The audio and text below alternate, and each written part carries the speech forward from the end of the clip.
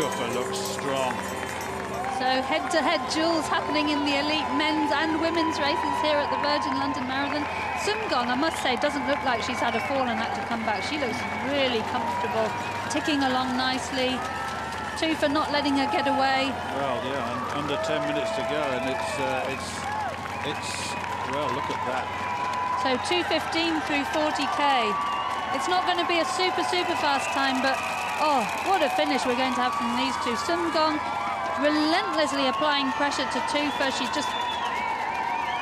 Tuffa, the defending champion, of course. Sumgong, something of an underdog, came in a bit off the radar here.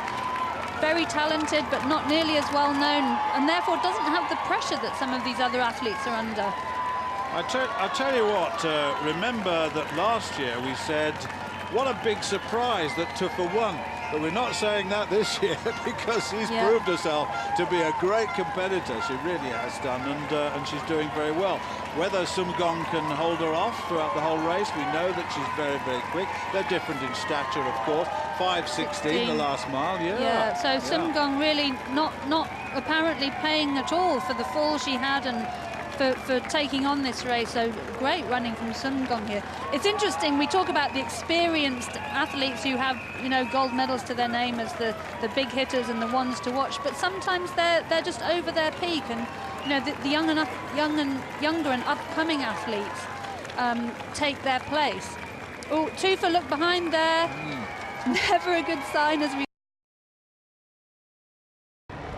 I just wonder what a race Sumgong is having. Tuffa looked behind herself a moment ago, so that's not a good sign. She may be settling for second place. Sumgong really looking very confident, nice and easy, coming into Birdcage Walk now past Big Ben, and I think Sumgong has got a slight gap on Tuffa. So can she keep her head down and keep the pressure up on Tuffa? Tuffa is, once there's a gap there, the person behind really has to work hard to close the gap, but it has happened. I've seen incredible big gaps closed in the last kilometre of marathon races before, but Sumgong looking really comfortable. Yes, she is, and I tell you, looking back earlier on this season, she ran a personal best half marathon at 66:58. So that was in the Ras Al Khaimah, and so that was an indicator. Some of them have run that half marathon and not done particularly quick times. They've just used it as an introduction to this. But my goodness me, the signals from that are much more positive here for Sumgong in this marathon. With Tuffa now, I think finding it a bit tough. If Sumgong's just done a PB, that shows she's improving. She's on an upward curve. She could have improved since then, and which is we're seeing in this performance today. Tuffa just looked behind her again there.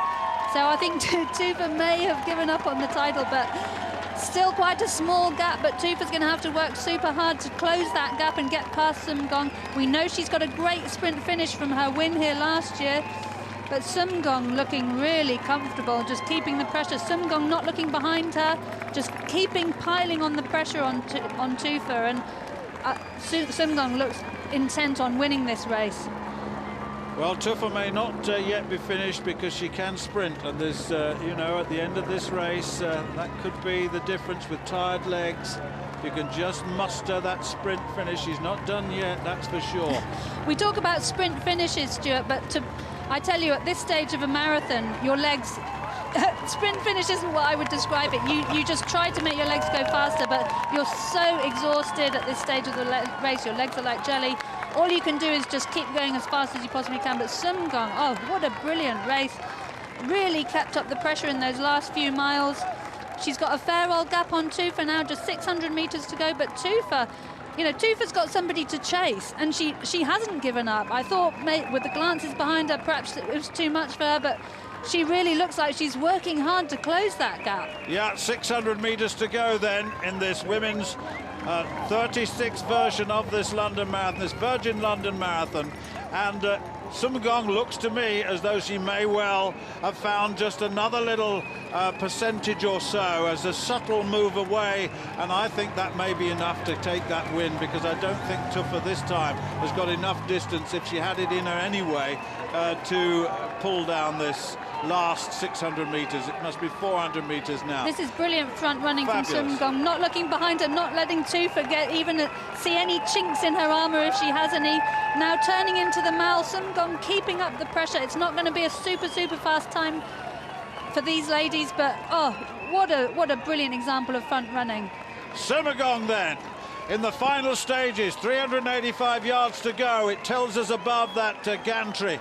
But Tufa, the defending champion, not able to defend this year, as Sumgong took it on. She fell at a drink station, got up. We thought, would that take its penalty?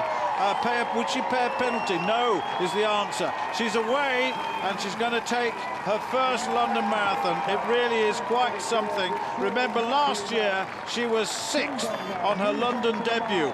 This year she's gone a few places better. She is going to be the champion. Look at this. Sumgong and Tufa desperate to try and close the gap in the final stages.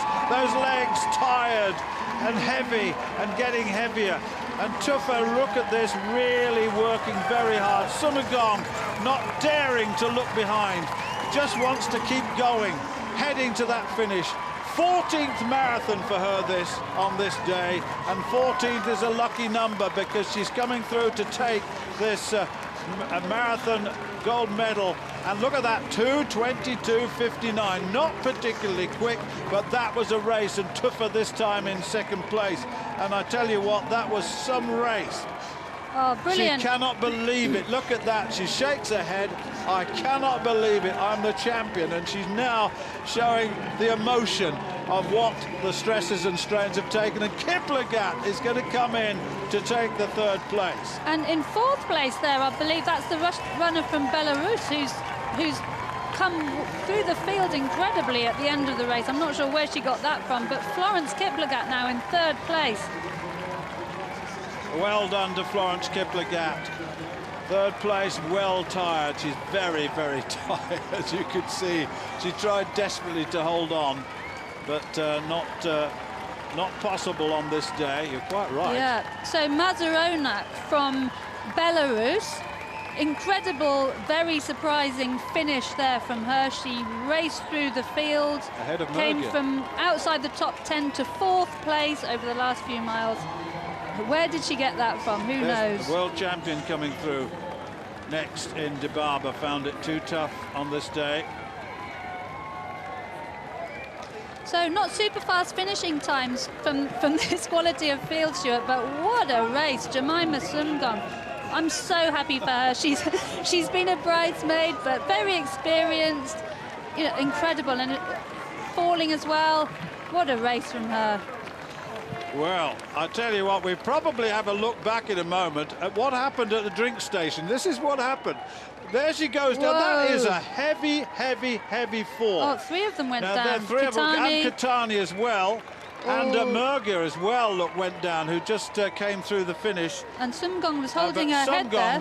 that was a hard fall. That was a... And now the job then was to come back and slowly and steadily and sensibly, but she hurt herself. She was holding her head. She must have hit her head. I mean, that is phenomenal. And then to get a drink station. Oh, what a race. I mean, she would have, what would she have done had she not fallen is the question. Well, that was a heavy fall. There's no question about that. She's recovered well. A lot of credit. And this year, once again, we say, what a surprise. We've got a surprise result of the London Marathon.